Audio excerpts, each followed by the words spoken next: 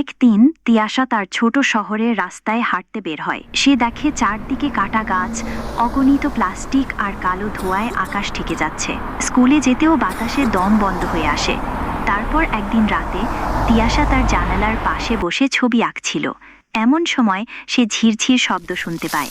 তিয়াশা চমকে ওঠে। তিয়াশা দেখে ছোট্ট এক পাতার মতো পরী তার সামনে এসে দাঁড়ায়। সে বলে, আমার বাবু গাছের পাতা, আমাদের সবুজ গ্রহ আজ বিপদে, কিন্তু তুমি যদি সাহায্য করো তবে আমরা আমাদের গ্রহকে সবুজ সুন্দর বানাতে পারি। তুমি কি আমাদের সাহায্য করবে? তিয়াশা মাথা নাড়িয়ে সম্মতি জানালো।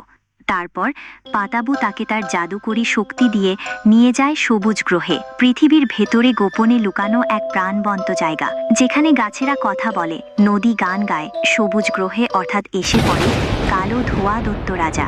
সে বলে,